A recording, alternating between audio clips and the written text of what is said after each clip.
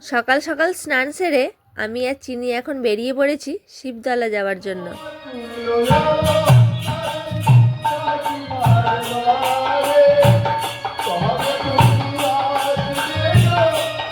এসে দেখি এখানে আমার শাশুড়ি মা আরও সব বড় মারা মিলে চিড়ে পাছুটছে কালকে ভোগের জন্য।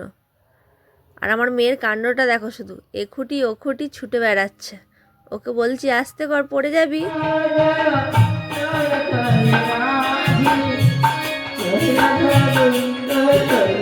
সবাই মিলে 3 বস্তা চিড়ে পাছুড়ে ফেললো। এবার এগুলো বস্তায় ভরছে। আর আমার মেয়ের কাণ্ডটা শুধু দেখো, একবার ছুটছে, একবার মন্দিরের ধাপে উঠছে, মানে ও অস্থির হয়ে যাচ্ছে, কি করবে বুঝতেই পারছে না। এখানে ঠাকুর মশাই পুজো করছে।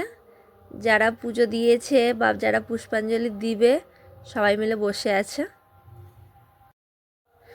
একজনের রক্ষে ছিল না, আরেকজন সঙ্গ দিয়েছে। কেশবও এসে গেছে। এবারে দুজনে মিলে এদিক ওদিক সেদিক দিয়ে এত ছোটাছুটি করছে না, ওদেরকে সামলাতে গিয়ে আমি নাজেহাল হয়ে যাচ্ছে।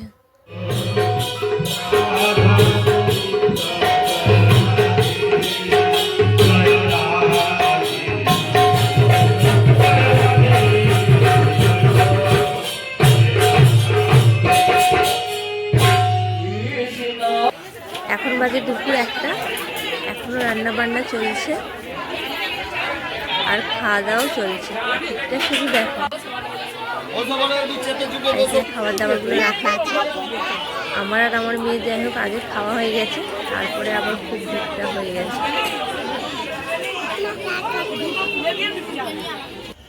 এখন বাজে রাত্রি 9টা। এখন আমি চিনি আর আমার শাশুড়ি মা বেরিয়েছি। আমরা একবারে খাওয়া দাওয়া সেরে তারপরে গান শুনতে বসবো। ও বাবা, দূর থেকেই দেখি এত ভিড়। ভিড়টা শুধু দেখো।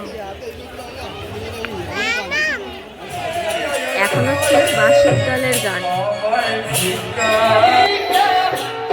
এবারে নামবে বড় দল।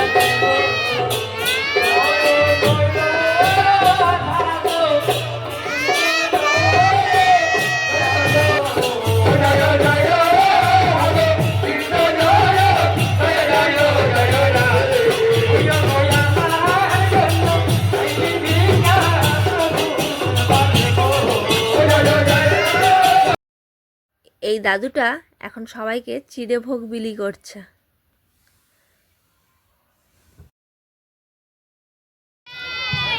কৃষ্ণ ঠাকুরকে একটু কোলে নিয়ে নিলাম। আর আমার মেয়ে দেখো রাগ করে চলে গেছে আমি কৃষ্ণ ঠাকুরকে কোলে নিয়েছি বলে। শিব ঠাকুরের ওপরে উঠে বসে খেলা করছে দুজনে মিলে। নামতে বলছি, নাম নেই। বড় দলের গান এবার নেমে পড়েছে গান করতে।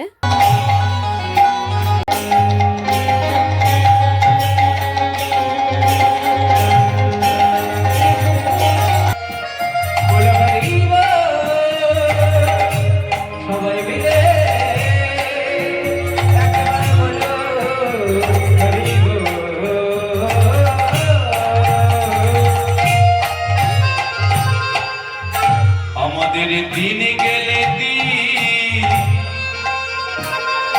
সেদিন আসে না ফিরে। অবশেষে ঠেলাঠেলি করে একটু বসতে পেরেছি রাত্রির খাবার খেতে। বলো তো কে বধ হলো? ভগবান বধ হয়েছিল না পুত্র না রাক্ষসী? একমাত্র প্রথম। তাহলে 3 যুগে সত্য নেতা দাপড়ে তাকে কেউ মারতে পারলো না। কলি যুগে নদিয়ার চাঁদে সেই নিমাই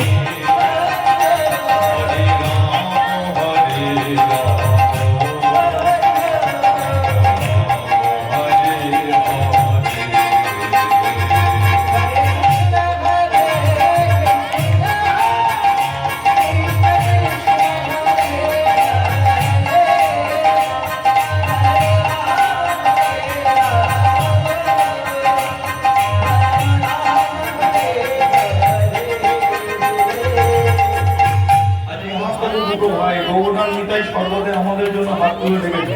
চলুন আমরা একটু তুলি। আবার তো 365টা দিন অপেক্ষা করতে হবে। একটু সবাই মিলে হাত তুলে তুলন করে গে। ও হরে কৃষ্ণ কৃষ্ণ কৃষ্ণ কৃষ্ণ হরে হরে